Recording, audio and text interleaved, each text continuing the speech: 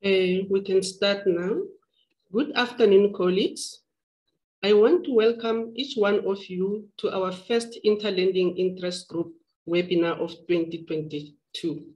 Our program has changed as Roselle have just have another meeting later. And I would like to thank you all for attending today's meeting. And I hope that each one will learn at least one thing or will feel motivated and energized to go out and make a difference in the communities we serve with our work as an Interlending staff members, but also to our everyday communities who also need to be cared for, even if it's still only with a smile. A special word of welcome to our presenter at today's meeting. A familiar face in our interest group is Roselle Jansen van Vieren, Senior Librarian from the National Library of South Africa, Information Access Services, and a member of our steering committee.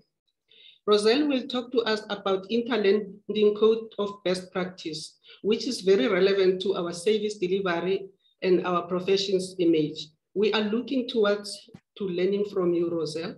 Over to you.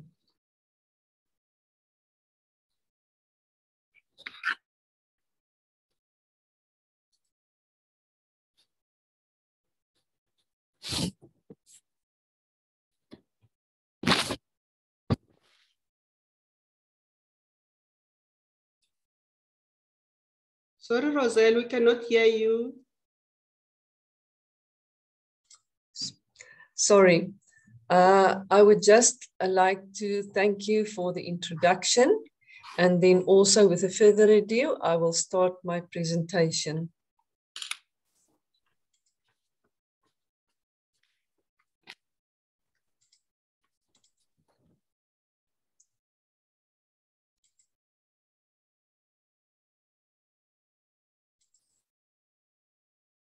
Can everybody see? Yes, thanks. Yes, we can see. How can I stop my... Okay.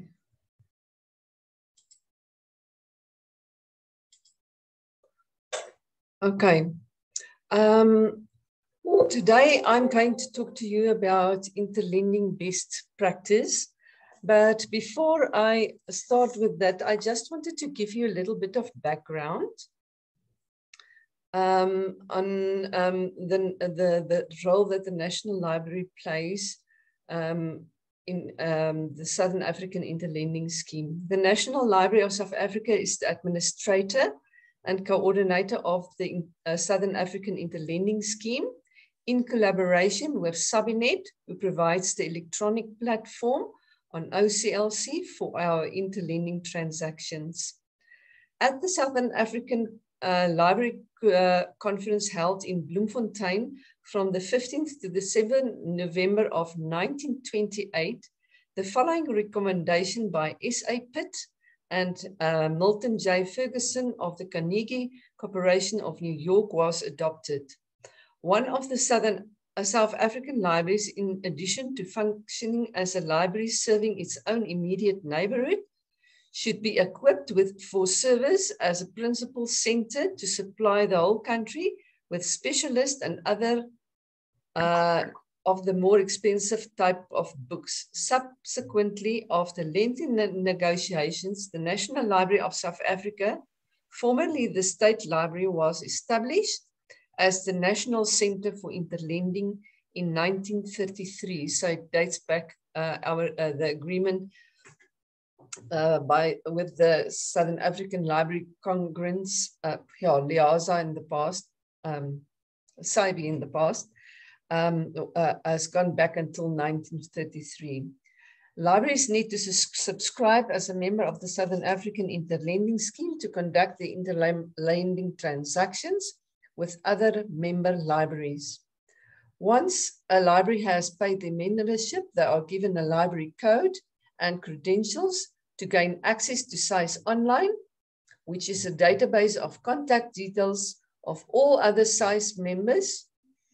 And as administrator, the National Library is the sole supplier of the Southern African Interlending Scheme, the Gauteng Regional Courier Service, as well as related size stationery, coupons, and courier books.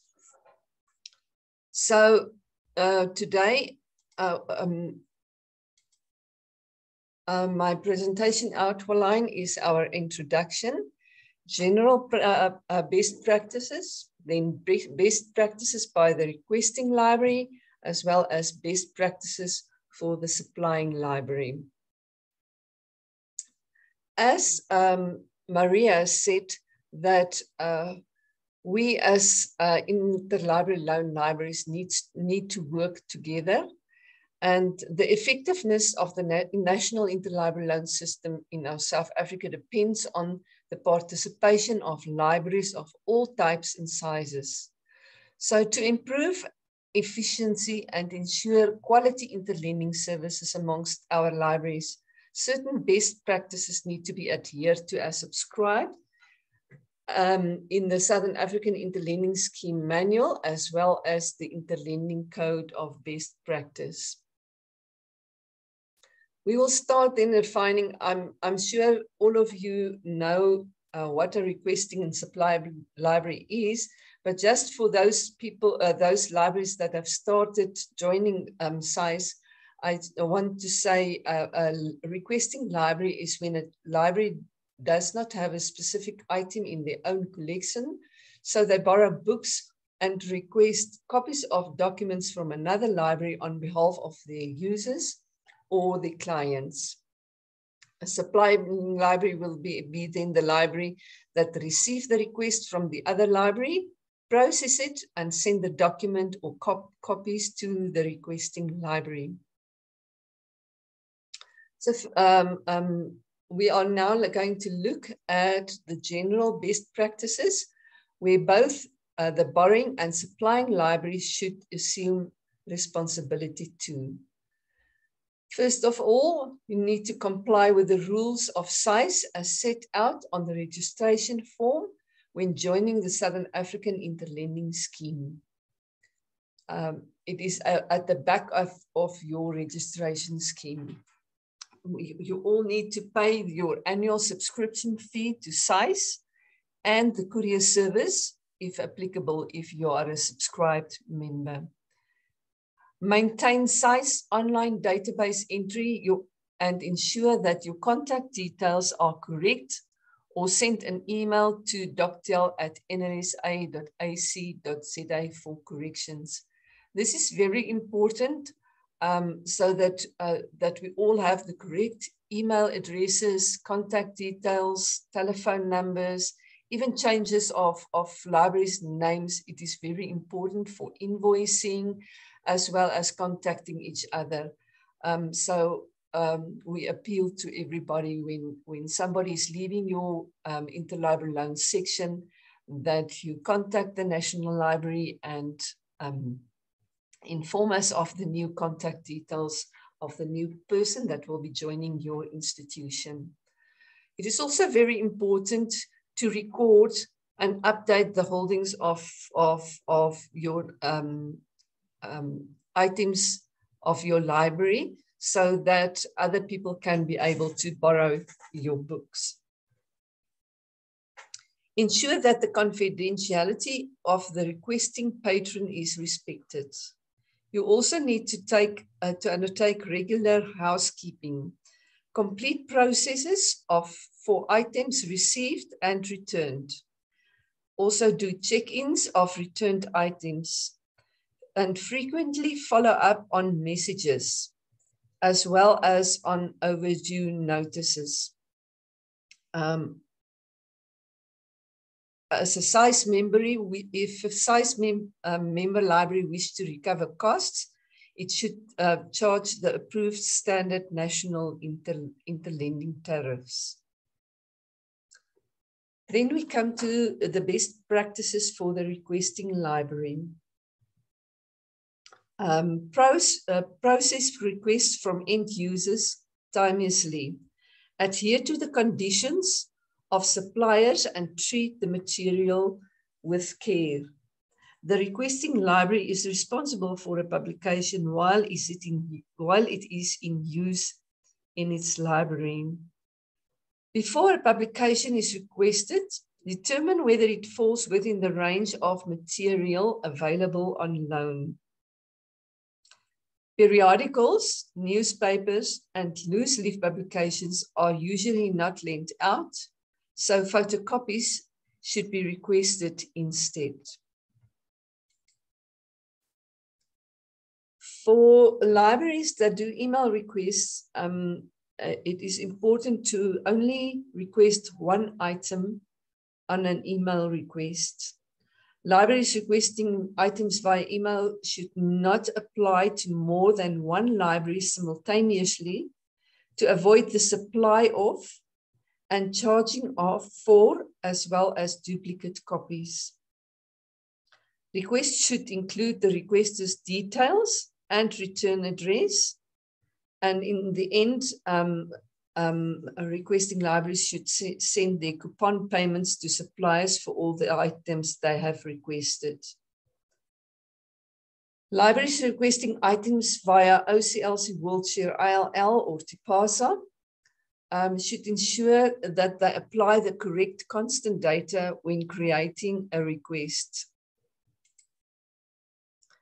Also respond timely on conditional requests where the supplying library needs additional information or further action from the requesting library to satisfy an interlibrary loan request. This is very important for the supplying library as well, so that they know what is going on with the request that has been routed to them. Describe completely and accurately the requested material following accepted bibliographic practice. In other words, all requests should include the bibliographic details of the requested item. Also include the requesting library's full delivery address, details, and code. And most important of all as well is the method of delivery that should be used for the supply of the item, whether it is via post, whether it is through the courier. You need to state how you wish to receive the item. When no libraries can be identified as owning the needed material, requests may be sent to libraries believed likely to own the material. Speculative requests should be used as a last resort. The requesting library is responsible for the publication once it is signed for. It will be assumed by the supplying library that all relevant copyright documentation has already been obtained.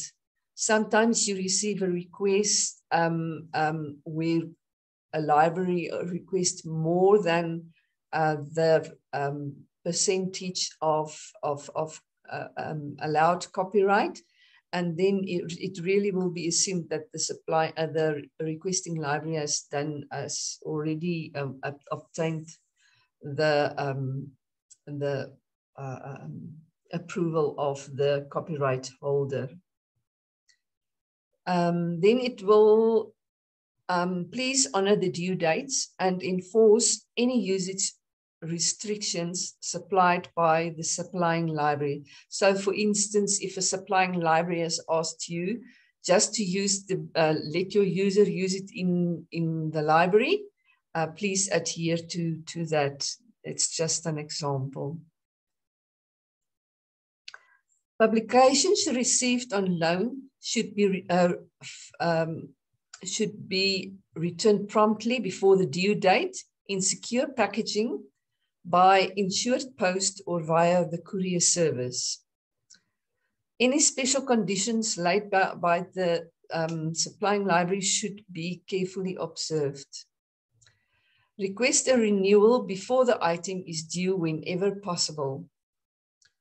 Also, do not allow library users to renew a interlibrary loan beyond the due date without consulting with the loaning library.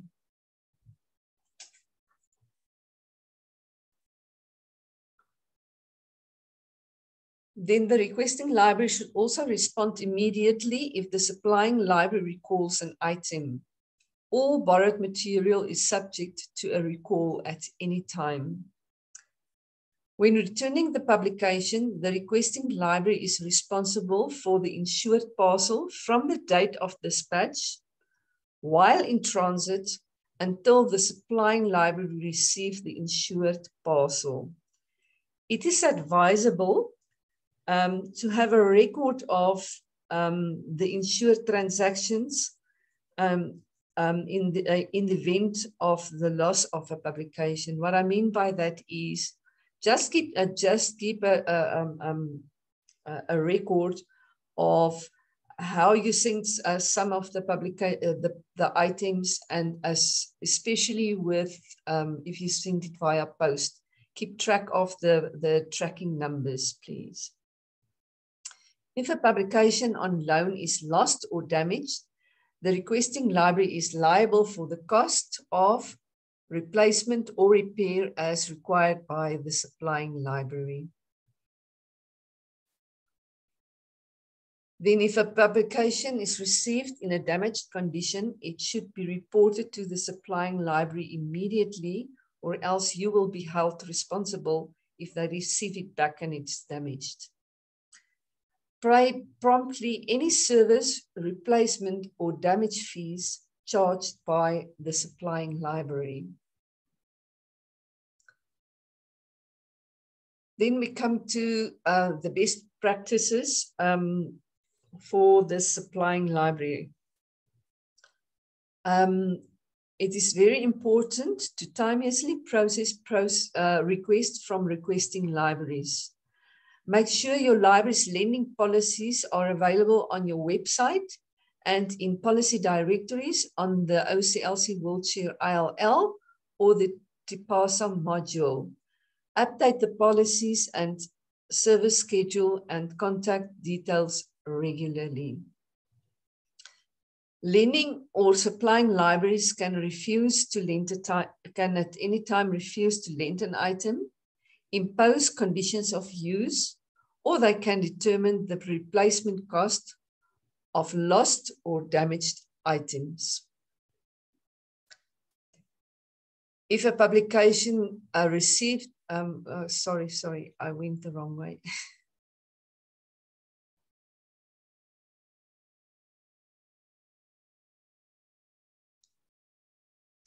Libraries supplying items via OCLC WorldShare ILL or the TIPASA module should ensure that they mark a request as considering while they are processing a request.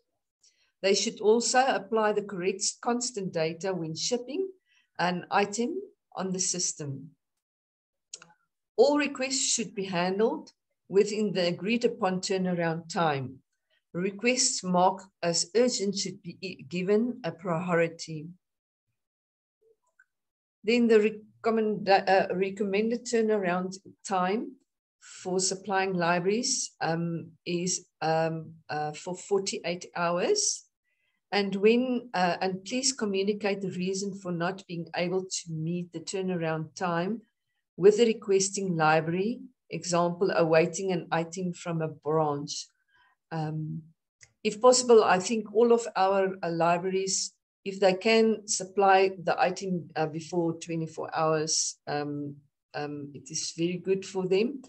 But yes, a maximum of 48 hours. It is advisable to send a printed copy of the email or system request with the loan or photocopy to the requesting library for identification of the item.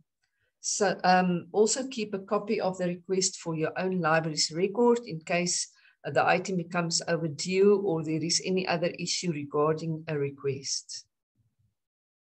To minimize errors, have experienced staff to collect your requested material from your stack rooms or collections. Ensure that the item supplied corresponds with the item requested. Also make sure that the due date is clear, taking into account this time required for postal delivery and the return of the item. Supplied items should be sent in secure packaging by insured mail or via the Gauteng Regional Courier Service. Also use your library code when populating the courier book information for the Gauteng Regional Courier Service. Please do not use the OCLC symbol. I think here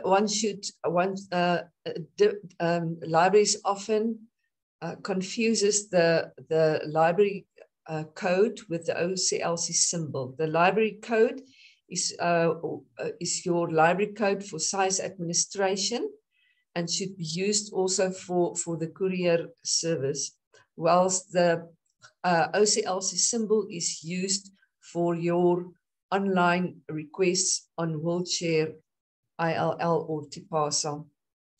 When responding to a request, clearly communicate the request status. Example, considering shipped or in transit. And also, if you are unable to unfill a request, respond promptly and state the reason why the request could not be filled. Each supplying library should be aware of and work within the copyright law. It is advisable to add a copyright disclaimer when you send copies of articles via email or article exchange. Also be sure that your license agreements for your electronic resources allow interlending or document supply. The supplying method should be clearly defined. Example, if you're going to send it via post, courier, email, or article exchange. Then the recommended loan period is 2 months with 1 month renewal. Institutions may use their own discretion according to their policies. Also respond to renewal requests without delay. A publication can be recalled at any time after the renewal. Then the supplying library, and lastly, the supplying library is held responsible for the publication posted by insured mail from the date of dispatch and while in transit until the requesting library receives and signs for the publication. A record of the insured transaction should be retained in the event of the loss of the publication. My references here is I have taken this information from our interlending manual for the Southern African Interlending Scheme, as well as the Southern African Interlending Code of Best Practice, which was done in collaboration with the National Library and the Interlending Interest Group of Liaza. Thank you.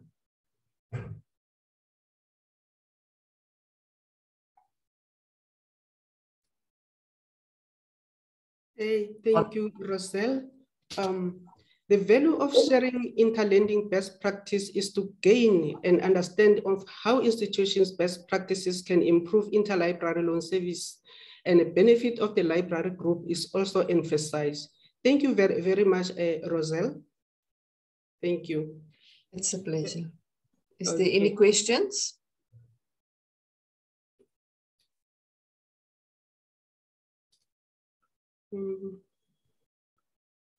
At the moment, there is no question on the chat, maybe.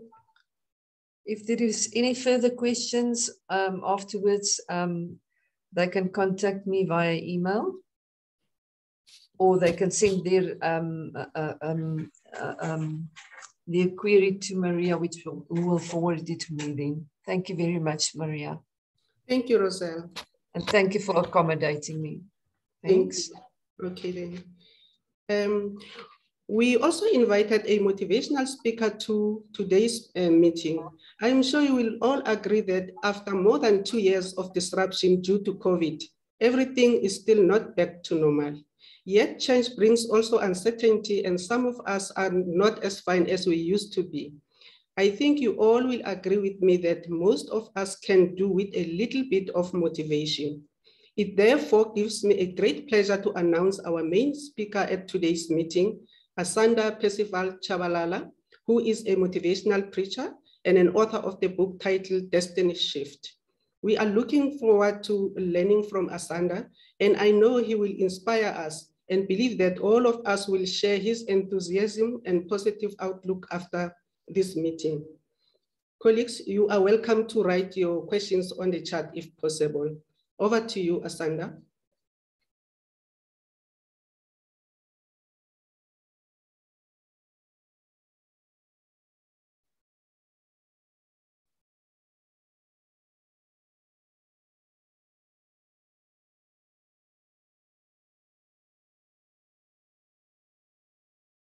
Asanda, are you there?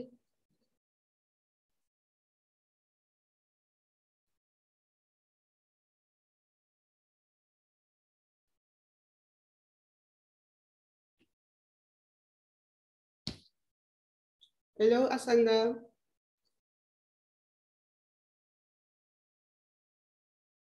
I'm so sorry. Asanda had booked the boardroom for the time it was on our agenda, and our agenda have just changed.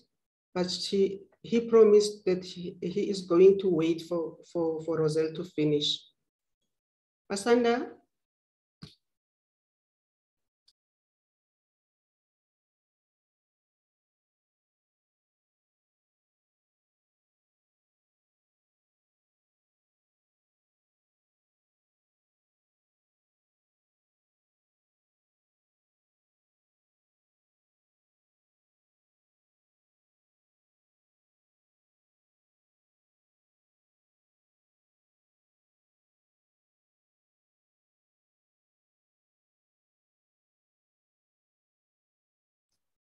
Okay, Asanda is busy logging on.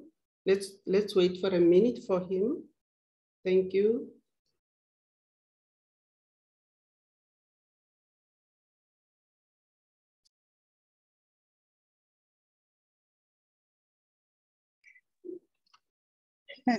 Maria. Hello, Maria. Hello, Josephine. In the meantime, can I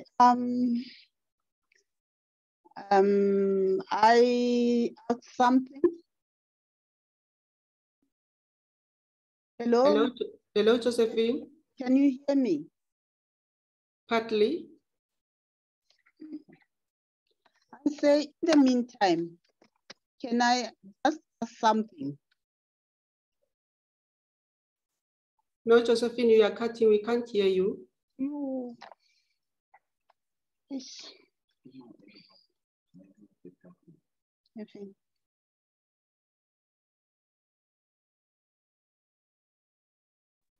She's asking if she can ask something in the meantime. Okay, okay. You can, Josephine. Go on.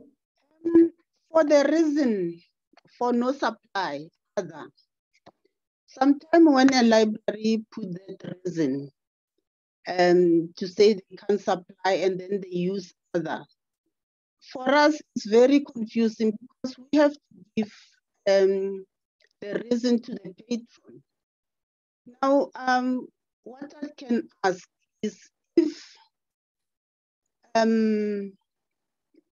there's some other, the other, I think we have to go to maybe to conditional to say what is the real problem for not supplying.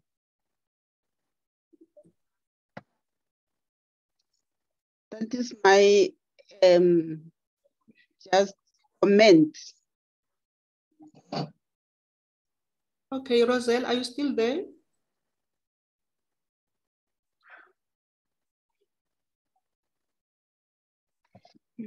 I think Roselle has already left.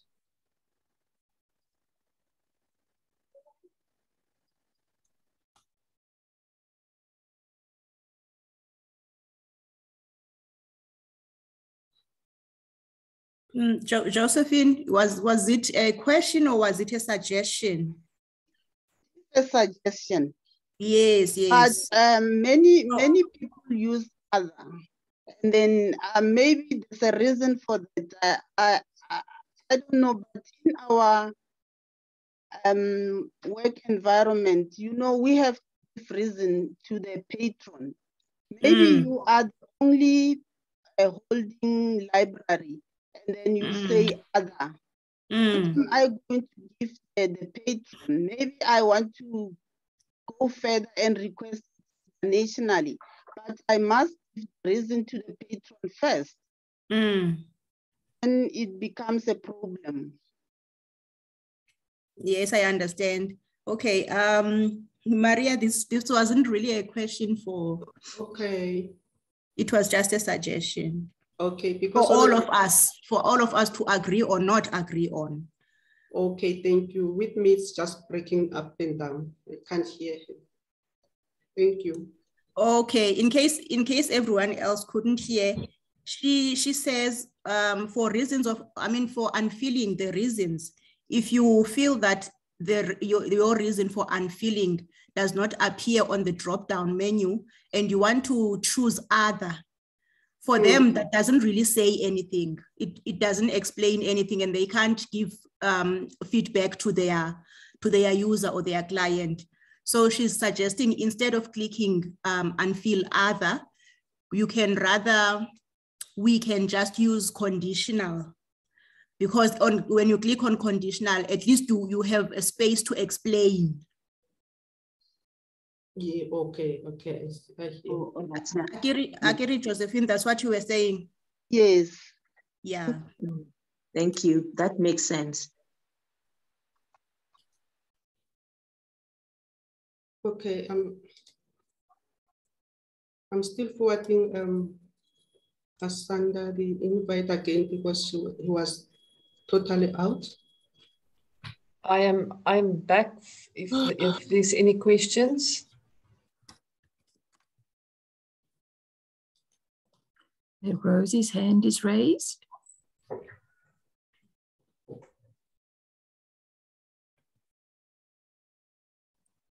Hi, Maria. Hello. Can you hear me? Yes, I can hear. Maria, on Rosie's hand is question up. This is Rosie speaking. Okay. On the question of Josephine, I just want to say you can also put your reason into the notes field. You know, and put a little note into the notes field saying why, you know, if you say other, there's a space in the notes field where you can say why you're not supplying it. Instead of conditionaling, from the one to the other. And yeah, it's just easy because that's what we do on our side. We do say other at times if there's no reason there. And then we would put in the notes field the reason why we said other. It's just a suggestion. Okay, thank you, Rosie. What we also sometimes do at the National Library is there's that email button. We quickly send them an email to say them what the other reasons are. It's another way as well. Okay, thank you. Thank you, Rosie.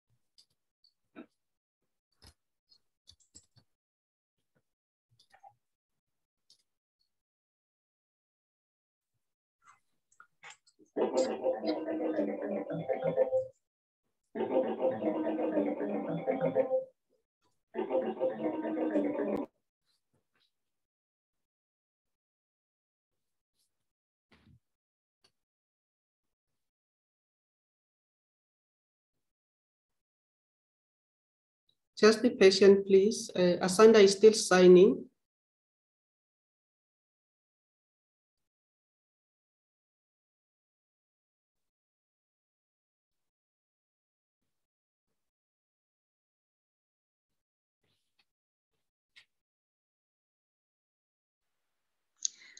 Maria. Hello. It's Jane. Hello. I've just put a message on the chat just to say that I'm sure everybody knows by now that there are issues at UNISA, and they shouldn't be surprised when they see us not responding to the request. So in the meantime, they shouldn't even consider sending any requests to UNISA. Okay, thank you, Jay. Thank you. I think everyone got the message.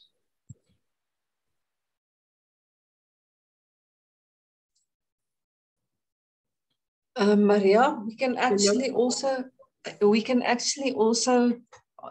tell libraries if they have other best practice suggestions to do so, to share it with us via on this platform or afterwards. It will be welcome because I mean we all work together. Yeah, okay, thank you, Rosa.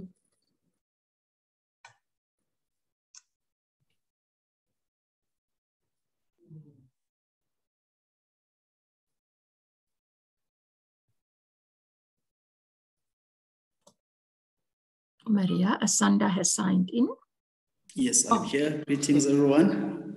Oh, thank you, Asanda. Over to you, Asanda. Yes, I'm so sorry about that. I just had some technical issues from my side.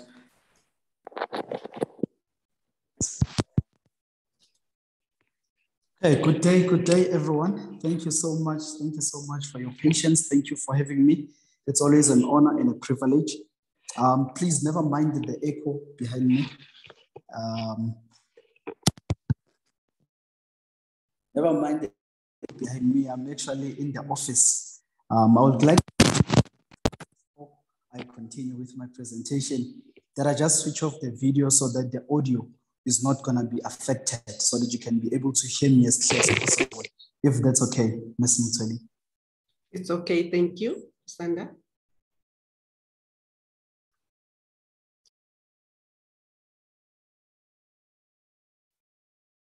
Am I audible? Please confirm if I'm audible. Yes, you are. Thank you.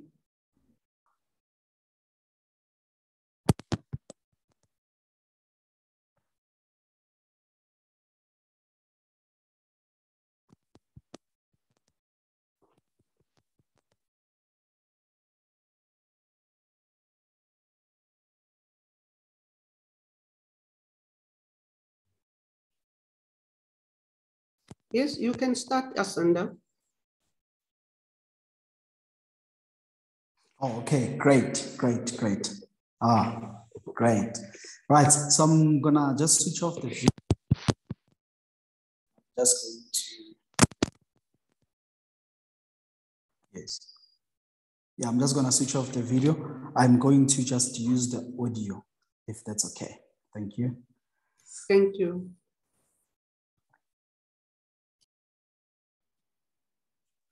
Yes, so as I was saying, thank you so much for having me. It's an honor, it's a privilege. Thank you so much for the invite. My name is Asanda Percival Chabalala. As I've been previously introduced, I'm primarily a child of God. I am what I like to call a motivational preacher.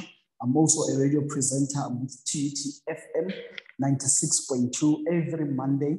I have a motivational segment every Monday morning from 5 to 6 to 7 o'clock in the morning. I give a motivational talk on TET-FM. I'm also an MHI Maluleki International leadership coach and mentor. I'm also a founder of an organization called Speaking for Living Enterprise, where we specialize in everything related to personal development. Yeah, thank you so much for having me. My topic for today, as I've indicated previously, my topic will be resilience, the power of resilience. I'm going to be speaking about resilience from the perspective of personal development and also coming from an angle of destiny shift. So maybe just to start, I would like to start by acknowledging the organization and the beautiful work that Liesa has been doing which is the Library Information Association of South Africa. The work that you guys are doing is very, very, very great, and I would like to recognize it. You know, in the past few years, libraries have been going through some crisis, from being banned to, you know, the natural disasters that you've experienced. I was reading somewhere on a newspaper and I saw that there's one in UCT that was, you know, set alight by fire, and the flooding as well in the library in Zimbabwe. And, you know, COVID as well. With the last 2 years, unfortunately, we have not been able to gather. And I remember in 2020, I had the privilege of going to Sabinet to address them. And I was speaking on a topic of, you know, how to deal with crisis and change management. That keynote was so special and prophetic to what was going to become what we now know as the pandemic and the lockdown.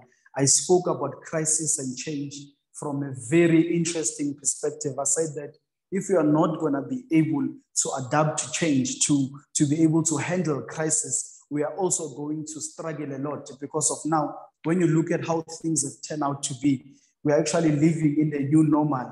We've learned to live with masks, we've learned, you know, to live with the regulations that have been put in place by the government, that have been gazetted. So it has been very, very, very challenging.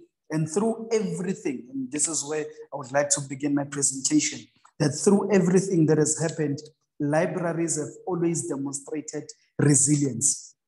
You know, therefore, throughout COVID-19 or throughout the pandemic, we faced a lot of challenges. We've almost spent, you know, 2 years under this thing called the lockdown, but we've shown resilience. We've come up with new ways of connecting with each other, of which I've been informed that the theme of the year, or the theme of the conference this year, as it relates to LISA Conference 2022, is to reimagine, repurpose, reconsider, you know, the visions and the ways that we've been engaging and the ways that we've been helping people find access to information.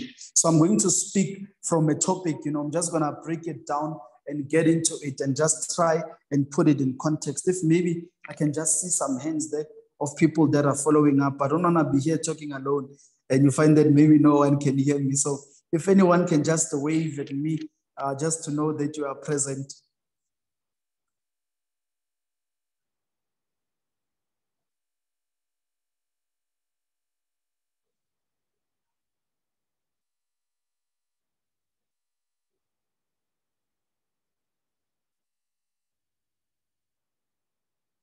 Great.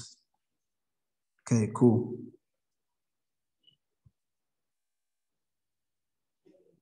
Cool. Thank you. Right, great. So I would like to start by, you know, speaking about the resilience, as I've indicated. The resilience is the ability, you know, resilience is the ability to move through barriers. Oh, thank you, Litlonolo. I see you there waving. Resilience is the ability, you know, to push through limitations. Resilience is the ability to look beyond and, you know, overcome whatever challenges that you face in your way. And that's what we have seen. We've faced a lot of challenges. We've faced a lot of battles along the way. I'm going to speak about this from the perspective corporately. It's going to speak to you professionally. It's also going to speak to you personally. The principles that I'm about to share today are not just principles that you can apply in your profession, are also principles that can help you in your, you know, personal life as well. I'm reminded of a story that I once read. By the way, I'm a fan of boxing. So I read up a lot about Muhammad Ali. Had I not become a health and safety officer, where I currently work professionally, and personally, had I not become a personal development coach, what you refer to as a motivational preacher, I would have definitely become a boxer. So I was reading up on some materials about Muhammad Ali and an historic event that took place back in 1962 in February, when Muhammad Ali was knocked down for the first time in his life by Sally Banks. The referee that was facilitating the fight, I remember him giving a comment saying that Muhammad Ali was knocked down and he was on the floor. Everybody that witnessed that fight on that day saw Muhammad Ali going down. And at the end of the fight, Muhammad Ali was asked the question, Muhammad, what made you, you know, to stand up and to fight back? Muhammad Ali replied, he said, I sat down And I looked at the canvas and I said, the canvas is no place for a champion. And sometimes life gives us these challenges. Life happens to people. And I want to use this story as an illustration to show you that COVID-19 and whatever challenges that you may be facing at the moment, whether they are personal or professional, those challenges are not there to knock you out. You may be knocked down at the moment, but you are not knocked out. COVID-19 knocked us down, but we are not out. We are not out. You see, as I indicate now, that everybody that saw that fight saw that Muhammad Ali was down, but only he knew he wasn't out. Only he knew he wasn't out. Life is full of challenges and problems. And I've noticed something about people that are successful. I've been a student of success for the last 5 to 10 years. And I've noticed something about these people. These are not people who don't have problems. These are people who have simply learned how to solve their problems. That's what made them successful. You know, I remember back in the days when we were doing pure maths, they would say solve for X. That's what challenges of life, that's what the problems of life are. They present an X for you to solve. What is your X? What is your X? What is the X that you are supposed to solve? And through that, that's where you will see resilience. That's when you will see your ability to push through challenges, your ability to push through certain things that serve as barriers into your destiny. That's where we'll speak about destiny shift. You see, I remember the first time I was knocked down by life. It was at the age of 12. I lost my mother, whom I was living with at the time. I remember she fell sick and she was hospitalized. And at that time, I was staying with my grandmother. You know, growing up, I was a very naughty boy. So I found a bottle of prescribed medication, not knowing what that medication was for. I just took the bottle and I drank the bottle. That landed me in a hospital for 6 months. I was in a coma. Doctors couldn't believe I would survive. But ladies and gentlemen, today I'm here speaking to you. Today I'm here, you know, being a guest speaker, speaking to you, meaning that I broke through that.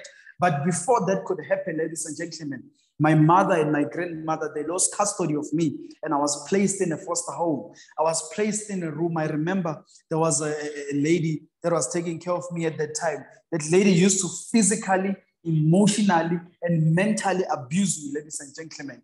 But I overcame that. Life knocked me down, but I was not out. I remember when Muhammad Ali was knocked out, the referee began to count. The referee said 1, the referee said 2, the referee said 3. Then Muhammad Ali stood up and started to fight. And sometimes the challenges and the problems that you're gonna face in life, they're gonna knock you out and life will begin to count you out. 1, you are useless and say such things to you. 2, 3, 4, and say you are worthless, you will never make it. You see, these are things that you will face in life, but I tell you, before life counts to 10, you better get up. You better get up. You are not defined by life knocking you down. You are defined by you getting up. It is your ability to get up that defines you. It is not what life can do to you. It's how many times, it's not how many times life knocks you down. It's how many times you get up. It's how many times you get up. I remember one of my favorite biblical characters is the character of David. When David went into battle to fight to fight Goliath. No, David was small in size, but he was mighty in strength. When David was faced with Goliath, there are 3 things that David does. I like to call this the principle of David. The principle of David says this: the first thing that David did that enabled him to defeat Goliath is that David had the right perspective. My goodness. And this is where many of us fail. Many of us are unable to be resilient when we face challenges because we lack the right perspective. We lack the right outlook out of life. You know, the word perspective or the word perception is defined as the way we see things. David defeated Goliath because David had the right perspective. When the other Israelites saw the Philistines, they saw giants, but David's perspective was different. When David was faced one-on-one with Goliath, David did not see a problem. Come on. When others saw a problem, David saw an opportunity. When others saw a problem, David saw an opportunity. Remember, we define perspective or a perception as the way we see things, meaning that what they saw determines how they reacted. Come on. What David saw determines how David reacted towards the problem. David did not see it as a problem. David saw as an opportunity to advance himself. And I'm telling you today that whatever challenges, whatever problems that you are encountering, those problems are not there to kill you, but they are there to make you change the way you see them, and you will start seeing and experiencing the possibilities and the opportunities that they are there to solve. And there's something that I've realized and that I've learned about life. I've learned this, that a problem is not a problem. The problem is how we see a problem. A problem is not a problem. A problem is how you see the problem. Could it be that your blessing is in your problems, but you do not see it because of the way you see that problem?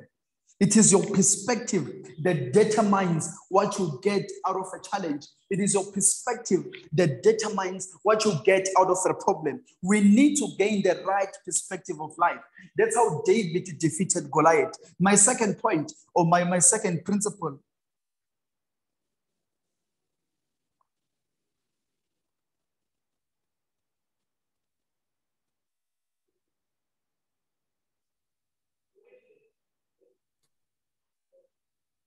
Hello, Asanda, we cannot hear you.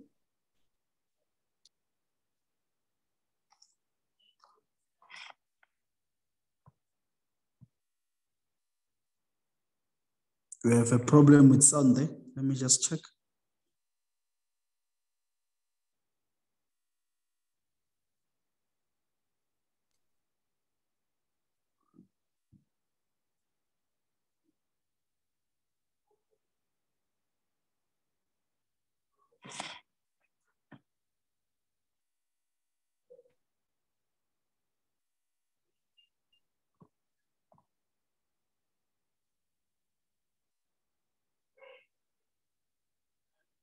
Okay, am I audible now? Yes, yes, we can hear you now. Thank you. Okay, cool. So the second principle that I want to share with you that enabled David to persevere, or David to be resilient in defeating Goliath. The second principle is that David's trust was in the Lord. I don't know what you believe in, but your trust has to be in something that is greater than you. When your trust is in people, you're going to fail. When your trust is in your own intelligence, you're not going to make it. And I think COVID-19 or the pandemic showed us that if you don't have a higher power that you believe in, trust me, you're not going to make it. You're not going to make it. You need something that is going to feed you, something that is going to stand with you, even when people are not around, even when your colleagues are not around, even when your friends are not around. And that thing for David was the Lord. David trusted the Lord. David trusted the Lord. And I want to ask you today, where is your trust? Who do you trust? Is your trust in your experience? Is your trust in your knowledge? Is your trust in your education? All those things can fail you. But there's one thing that cannot fail you. That is the source of power that I believe is God. I don't know what you believe in, but I'm telling you today that you need to have a power that you connect with. You see, what enables a fish to stay alive? A fish stays alive for as long as it's connected to the water. As soon as you take it out of the water, it begins to dry up and it dies. A plant is alive as long as it's rooted to the ground. But as soon as you pluck it out, it begins to die. Human beings as well, they are like that. We are most alive. We are most resilient. We are most persistent or perseverance. We most persevere when you are connected to a higher power. The reason why many of us are not lack power, the reason why many of us lack resistance is because we are not connected to a higher power. Today, I want to encourage you to plug into the power and get connected. Get connected like David. Number 3, David applied the B principle. Come on. David applied the B principle. What is the B principle, Asanda? The B principle is this. According to aerodynamics, it has been discovered that bees, this is the law of science, the law of aerodynamics, I mean. It has been discovered that bees are not supposed to fly. But I've never in my life met a bee that is unable to fly. So the science behind it is that the body of a bee is too big to be carried by its small wings. It does not make sense. It defies logic for a bee to be able to fly. But I'm telling you, ladies and gentlemen, you will never see a bee that's unable to fly.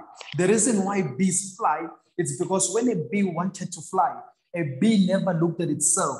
A bee never examined itself. And the problem with many of us, the reason why we are not able to fly into our dreams, the reason why we are not able to flourish in our work, the reason why we are not able to, to be resilient through problems and challenges, it's because we look at ourselves and then we look at the problem and we begin to underestimate ourselves. What made David to defeat Goliath was that David's focus was not on his size, on his might, but David's focus was on defeating Goliath. Sometimes we have to change our focus and apply the B principle. The B principle simply says this. You must be a bee. You must be a bee for you to be what you want to be. You must be like a bee for you to be what you want to be. Meaning that a bee does not look at itself. The bee's focus is to fly, and it flies. Ladies and gentlemen, sometimes our focus has to change from the problem and begin to see the possibilities beyond the problem. So resilience helps us to be able to persevere through hardship. Resilience helps us to be able to realize the opportunities in the problems that we encounter. Now, ladies and gentlemen, I'm going to go into the topic of destiny shift. When I speak of destiny shift, I'm speaking about a shift in one's destiny. For instance, if you are headed west, there has to be a shift in your destiny. There's a subtitle of my book. It says, you are born looking like your parents, but you will die looking like your choices and decisions. What that means is that you are born looking like your parents, meaning that you are born with their limitations. You are born as sum total of the consequences of the choices that they've made, but you will die looking like your own choices, meaning that you are born with your destiny headed south. You inherit certain family problems, you inherit certain family traits. If maybe your mother was an alcoholic, there is a very high possibility as it relates to science that might be inherited into you. If maybe, for instance, my mother was a very impatient person and I inherited a lot of that from her. You know, I love my mom, but hey, you see, that's when you speak about heredity. You inherit certain characteristics and personalities from your parents that God had a purpose for you before the foundations of this world. So when you are born with a certain destiny, but the environment that you are born into may cause a destiny shift from your destiny going to, for instance, maybe becoming a prophet, maybe becoming a pastor, maybe becoming a teacher, maybe becoming everything else. But that destiny is going to shift. Now you become something that is destructive. You become a criminal, you become corrupt, and also forth. So I don't know where your destiny is headed. There are some people whose destinies are headed south. So today I'm going to speak to you on a topic of destiny shift, meaning that it's going to move your destiny. It's going to shift your destiny from headed south to headed north. It's going to move something into you. So when you speak of destiny shift, there are three things that I want to speak about. I call these the 3 pillars of destiny. The 3 pillars of destiny. Without these 3 pillars, destiny cannot be attained. When I speak of destiny, ladies and gentlemen, I'm not speaking of a certain destination. I'm speaking of a journey. You can never arrive at destiny, but you can only arrive at destiny when you journey into it. Destiny is not a place we pointed and say, there is your destination. Destiny is a journey that you embark on in self-discovery. Once you begin in that journey, then you reach a destiny called your purpose. That's where in your purpose, you will meet 2 things. And this is one of the pillars of destiny. Purpose is one of the pillars of destiny. Purpose, people, and places. Purpose, people, and places. Purpose, people, and places. Those are the 3 pillars of destiny, ladies and gentlemen. If you're going to go into your destiny, you need to have people. You need to be in a certain place. And in that place, the combination, it's a mathematical equation. People plus place will equal to purpose. There are certain people that you must be around that will take you to a certain place. And in that place is where you will discover your purpose. That is destiny shift. That is destiny shift. And as we go into it, I would like to just put powerful statement that I note in my book, Destiny Shift, which says there are 3 types of people under the sun. There are 3 types of people under the sun. Number 1, there are people who make things happen. There are people who make things happen. These are individuals who, for whatever reason, refuse to be bullied around by life and circumstances. Meaning that these are individuals who have resilience. These are individuals who reimagine their destiny. These are individuals who do a repurpose of their destination. These are individuals who rediscover their destiny. People who make things happen. They refuse, in whatever cost, they refuse to accept life as it is. And as a result, these are people who take the initiative to make things happen. Ladies and gentlemen, I want to inform you that each and every morning, life presents you with an opportunity to take a chance and make a choice to make things happen. Today, I want to ask you, are you taking the chance to make things happen? I remember back in 2007, going into the year 2018, the financial situation at home was quite bad. And at the time, I remember I was doing my second year, going into my last year. And unfortunately, 2018, I had to take a gap year because of the financial constraints at home. And my educational development, unfortunately, had to be put on hold. I was down, ladies and gentlemen, but I was not out. I was down. Life had knocked me out. Life had knocked me down, but I was not out. I refused that situation to relegate me to a couch potato. So I made a decision to start an initiative called the 50 Schools Tour, where I went to different high schools and I spoke about choices and I spoke about career guidance. And up to this day, ladies and gentlemen, I've had so many invitations after that. Schools and churches and conferences are now demanding my services. I've started traveling, around surrounding places and outside of Gauteng, preaching the message of choices. I mention all of this, ladies and gentlemen, not to impress you, but to impact upon you that no matter what life throws at you, you always have a choice of either you are going to fight back or you are simply going to give in. I could have easily given up. I could have easily given up and engaged in self-destructive behavior. I could have become bitter instead of being better. I could have become hopeless. But ladies and gentlemen, I was hopeful. I was hopeful. And today I want you to take it from me. Instead of waiting for opportunities, go out there and find opportunities. Go out there and find opportunities. As a matter of fact, there are people who look for opportunities and there are people whom opportunities look for. Choose which one you want to be. And the second type of people under the sun are people who watch things happen. Come on, my goodness. These are people who watch things happen. These are victims of life. These are the victims of life. These are people who believe that they are not responsible for whatever happens to them or around them. They simply walk through life. They simply sleepwalk through life without making any meaningful without making any meaningful contributions towards life. These are people who watch things happen. I remember in high school, I had a friend like that. This guy never studied for anything, but he was the first person. Whenever we got our result, he was the first one to blame the teacher of favoritism, to accuse the teacher of favoritism, to accuse the teacher of all sorts of things. But ladies and gentlemen, nothing under the sun just happens. We need to understand that there is a system that is behind every occurrence in life. Things don't just happen. There is a system called the law of cause and effect, which says that everything we see is a result of something. Everything we see or experience in life is an effect of a cause. There is a cause for each and everything that we experience as life. And when we sit back and watch things happen, we will always be victims of circumstances. We will always be victims of circumstances. Today, I want to challenge you that you have a brain in between your eyes, and that alone is enough to help you or to make you make things happen. Do not just be a spectator in life. Do not just spectate in the sorrowness. Throw in a pity party for yourself and say, but I got fired. But the organization is not doing well. This year I couldn't pay my membership fee, so I'm not part of Flies Up. No. You are not a spectator. You are not a victim. You You are a mover. You are a shaker. Participate.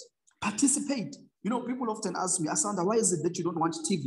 I always tell them this. Say the primary reason why I don't watch TV is because the people that you are watching on TV are living their dreams. And when you watch TV, you pause your life literally. You pause the opportunity for you to go out there and make things happen, to look at someone who's making their things happen, but on television. Dr. Miles Monroe, one of my lovely mentors, once said something that's powerful. He said, the people that are on TV don't watch it because they are busy being in it. And today I want to encourage you that whatever you want to be involved in, don't just watch. Get started, participate. Don't be the type of people who just watch things happen. Also, bust a move and begin to make things happen. And the third type of people, ladies and gentlemen, as we speak about the three types of people under the sun, the third type of people are people who ask what happened. My goodness. The first type of people are people who make things happen. The second type of people are people who ask, who watch things happen. And the third type of people are people who ask what happened. These are my favorites. I have to say that. These are my favorites. I love observing them. These are the wanderers of life. They lack purpose. They lack direction. They just drift. They just go with whatever life presents to them. They have no goals. They have no dreams. You know, in the humble lives that I've lived, as I've mentioned, or as I've indicated earlier, I've learned that the law of cause and effect is not personal. It's a matter of principle. It's not personal. That whatever you do, it becomes a cause, and whatever becomes as a result of what you did is an effect. That life, ladies and gentlemen, is like that. This is a universal law. It's a universal law. It's simple and it's straightforward. There is always something responsible for every outcome in life. For example, I like to make this example. It may not be accurate, but I think it gets the point quite clear. That if we eat too much without exercising, we gain weight. Meaning that when you feed on without releasing, you become, you know, if you're only taking in without anything that's going out, it's going to suffocate. That's how people get big. That's how people gain weight. I myself have gained weight as well. I've stopped exercising. I'm just eating. I'm just eating and eating and eating. And that is the law or the cause of, or that is the law of cause and effect, ladies and gentlemen. That what we are experiencing as life is just an effect of a cause.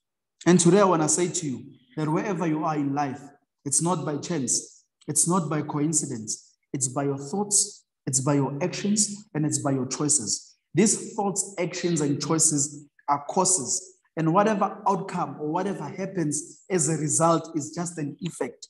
Your current situation in life is not by miracle. It's not by luck. It is the series of your choices that you have made that have landed you where you currently are today. So today I want you to ask yourself, what type of person are you? Do you watch things happen? Do you make things happen? Or are you always asking what happened? Which one are you? And now I'm going to speak about the three pillars of destiny. Three pillars of destiny. Number one, purpose. Number two, people. Number three, places. Your purpose will meet you at the junction of a certain place with certain people. There are certain people that you need to be around. These people are going to take you to certain places. And when you arrive at those places, that's where your purpose will meet you. Ladies and gentlemen, I write in my book that my life changed because I was in the right room with the right people. I was in the right room with the right people. I remember when I published my first book, I did not even pay a cent, not even R1. I paid nothing. That book became a result of sponsorship. What happened is that back in 2008, I was doing the MHI course with the leadership firm that I'm part of. So there was a gentleman who once heard me speaking about the message of destiny shift. And he said, hey, that message is very powerful, young man. It should be formulated and converted into a book. I said, sir, but I don't have the facts. He said, no, take the book as it is. Take the manuscript and send it to ILLIG Executive. Those are my publishers. He said, I'm going to pay for everything. Ladies and gentlemen, the reason why I'm an author today, it is because I was in the right room with the right person That right person has ushered me into my purpose. And today I want to tell you that your life will change the day you meet the right people at the right room. When you are with the right people at the right room, purpose will meet you. I remember a story I once read in the Bible, one of my favorite stories, by the way, very powerful, that there was a certain woman, Samaritan woman, who had a child. This child was sick for many years. This child was sick for many years. And one time, this woman heard that Jesus was in the area. Jesus was a healer. Jesus was a prophet at the time. Jesus was considered to be the Son of God, or Jesus is the Son of God. Now, this woman comes to Jesus and said, Jesus Christ, I need you to help me. My child was sick and now she has died. Please come with me and raise her back to life. And Jesus goes with this woman. And when he gets to the place, come on, the place, he finds people. He finds people in a room with that small girl and with a small body lying there silent. She's gone. Jesus puts the people out. And listen, gentlemen, this is where I want to make the first point, that it does not help you to have people in your life who cannot help you. It does not help you to have people in your life who cannot help you. There were people in the room, but they couldn't help her. She only got help when she was in the room with the right person. And there are people in our lives who are just occupying space. There are people, someone can say, I've been in your life for a very long time. I've been in your life for 20 years. The question is not the duration. The question is the donation. Oh, come on. I will repeat that again. The question is not the duration. The question is the donation. The people that were with that girl, they probably slept in that place, in that room where she was, but they couldn't help her. They stayed there maybe for many weeks, maybe for many years, but they couldn't help her. She got help within seconds because she was in the right room with the right person. Ladies and gentlemen, we need to get in the right room with the right people. Who do you have in your room? Who do you have in your room? In my book, I speak about the power of association, that you become a sum total of the people that you hang around. Look around you. Look where you are, where you currently are in life. Whether you are winning, whether you are losing, that is a sum total, or that is the reflection of the kind of people that you have around you. That is the power of association. You become just like you become a result of the people that are in your life. Someone says, I've known you for 10 years. In that 10 years, what have you helped me with? In that 10 years, what meaningful contribution have you added into my life? You see, a friendship or a relationship is not measured by duration. It is measured by donation. And one of the devil's strategies is to make sure that the people that you have in your life are just useless and just occupying space. No one is useless, by the way, but I'm just saying that it's people who cannot help you. By useless, I'm referring to people who cannot help you. So I'm asking you today, who do you have in your room? Have they brought you to your place of destiny? Have they brought you to your place of your purpose? This is where you make the distinction. If you are not where you are supposed to be, if you are not where you are born to be, evaluate the people that you have around you, and your life will begin to make sense. Remember the law of cause and effect, that we are a sum total of the people that you hang around. Your life is a reflection of everyone that you call a friend. In my book, I speak about 4 types of people. These people are like mathematical equations. In mathematical equations, we have a plus, we have a times, we have a minus, and we have a divide. Those are the 4 types of people that you also have in your life. You have people who plus, you have people who times, you have people who minus, and you have people who divide. Evaluate everyone that is in your life and ask yourself, do these people plus, do these people times, or do these people minus, and do these people divide in my life? I like to tell the story of a farmer who was also a header of sheep.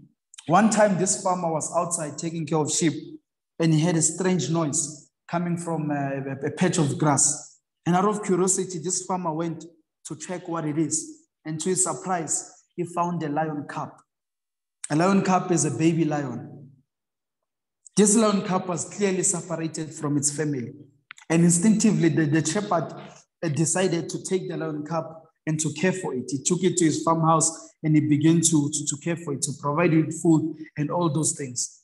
And the lion cub grew up among sheep. Remember, this man is a shepherd. It grew up among sheep and it became part of the herd.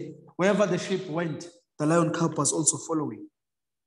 Ladies and gentlemen, not long, the lion cub was accepted by the sheep as one of them. The lion cub began to act like the sheep. The lion cub began to play like the sheep. And as a result, the lion cub became a sheep by association. My question to you today is, what have you become because of the people that you have in your life? What have you become as a result of everyone that you call friend? Which place are you currently in life as a result of the people that have brought you there? This is the power of association, that we human beings, like the lion cub,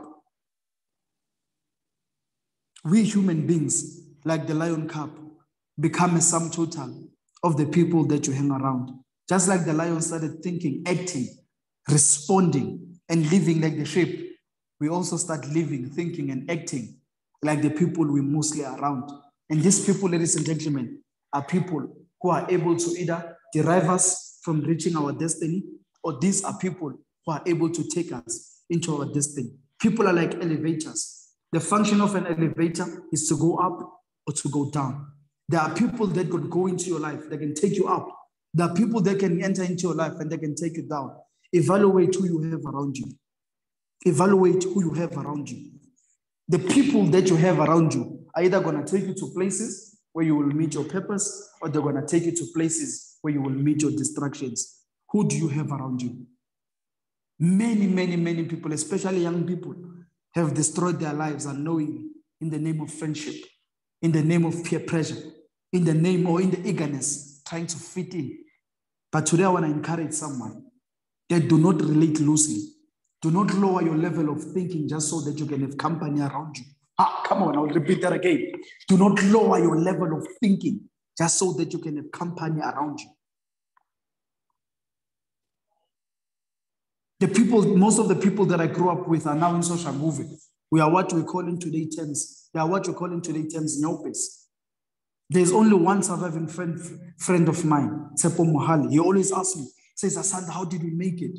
How did we make it through? And I always tell him, I said, Tsepo, we chose differently. We chose not to follow the crowd.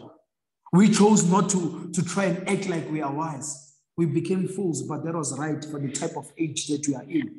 The problem with young people today is that they're trying to live lives that are beyond their age.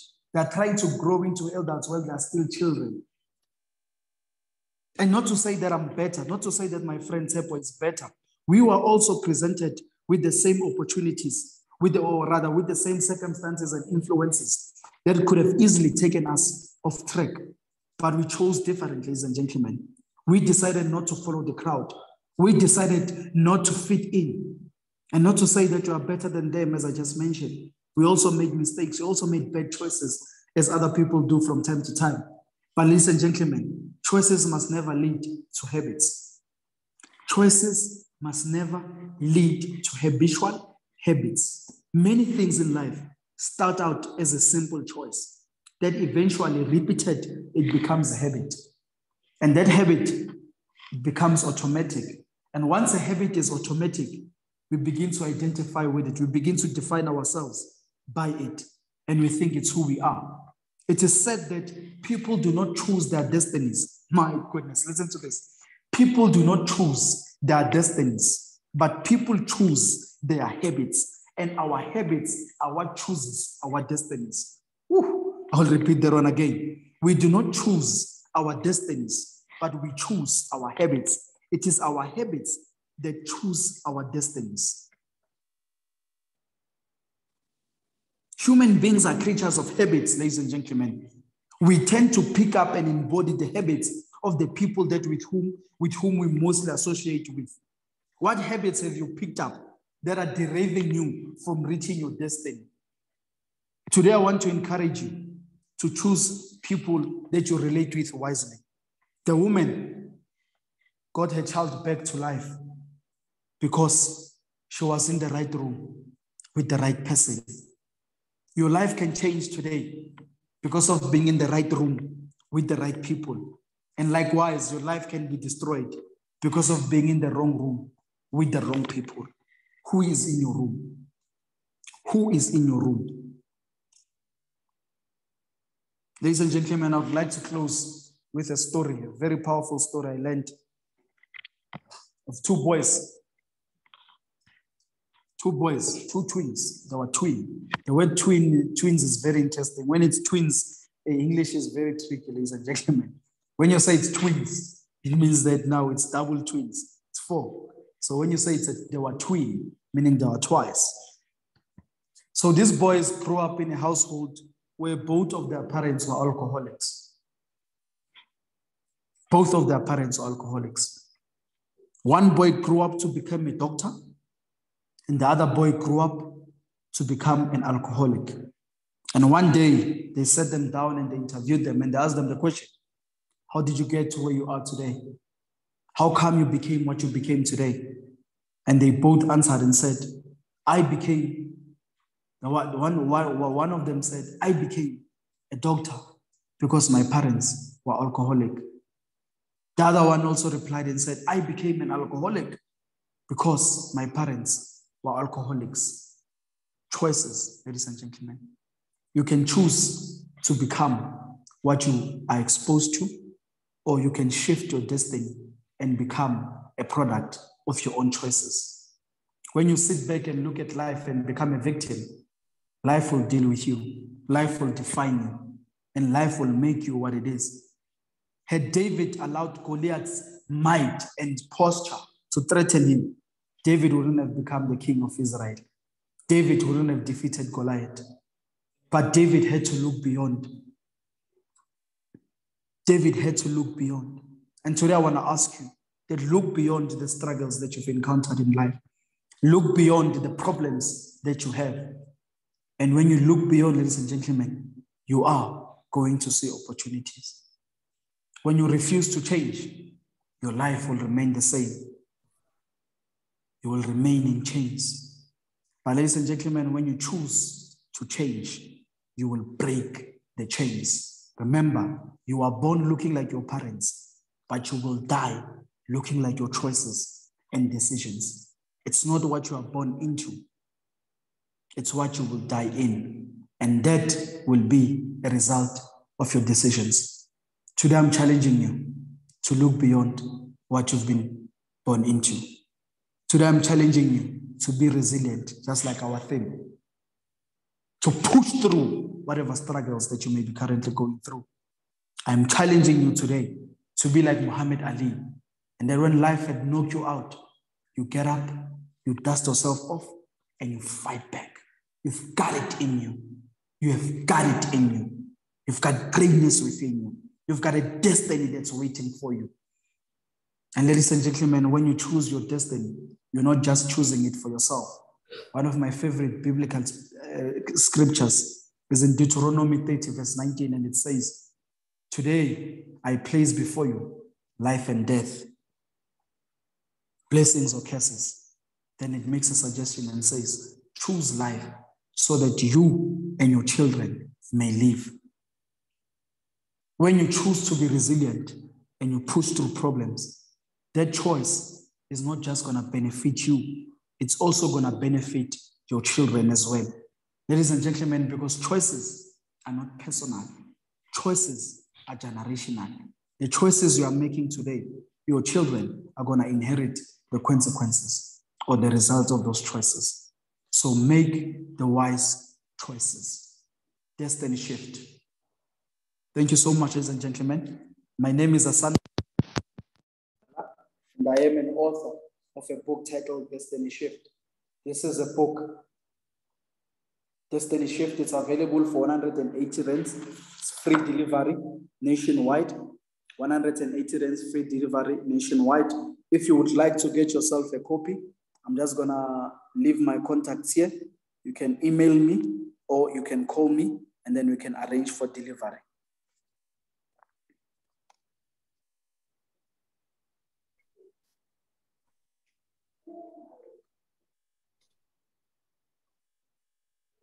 And likewise, ladies and gentlemen, if you'd like to have me, if maybe you know a youth event or an event that is happening, be it a seminar, be it a webinar, if you'd like to recommend my services, I would really appreciate it. Thank you so much for this opportunity. God bless you. If you guys would like, maybe for, I don't know how much time we have left, we can take a few questions. Maybe we can take 1 or 2 questions, or if anyone would like to inquire about the book, Destiny Shift, maybe we can have 2 minutes to speak about it. Destiny Shift.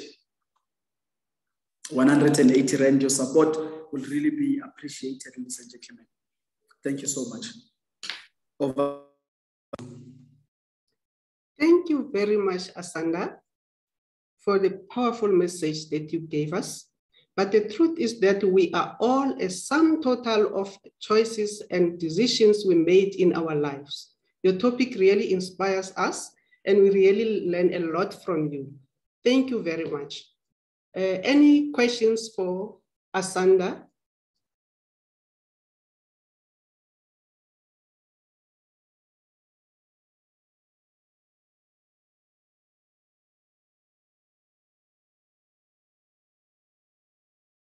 Anyone with any question for Asanda? Oh, hi, Maria. Thank you. No questions from me. I just wanted to say thank you to Asanda for such an inspirational message, especially from a young person as he is. Yes, his message has been powerful to us as grown-ups, and I'm sure he's going to inspire many more young people like himself. Yeah, keep it up, and thank you for arranging. Thank you. Thank you.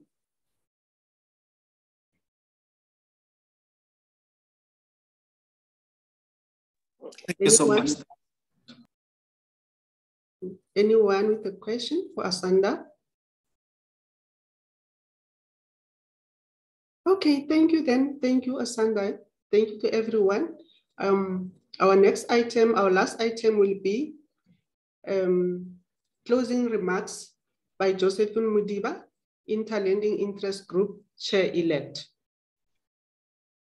Josephine. Good afternoon, colleagues.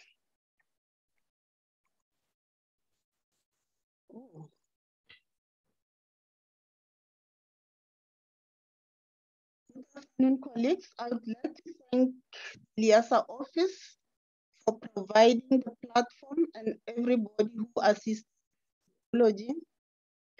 I'd also like to thank the ILLIG committee members for their contribution in planning the event. Mr. Shabalala, I want to thank you for your presentation. It was very motivational to us. Roselle Johnson van Vieren, I'd like to thank you for your presentation. And a big thank you to the colleagues from different institutions for taking their time to come and participate in this webinar. We hope you learned so much and had fun. We truly appreciate your support and look forward to seeing you at our next event that will maybe possibly be in August. Thank you. Thank you, Josephine. Thank you, everyone. I think we can adjourn now. The meeting is adjourned. Thank you so much. And bye-bye, everyone. Thank you, Maria. Thanks.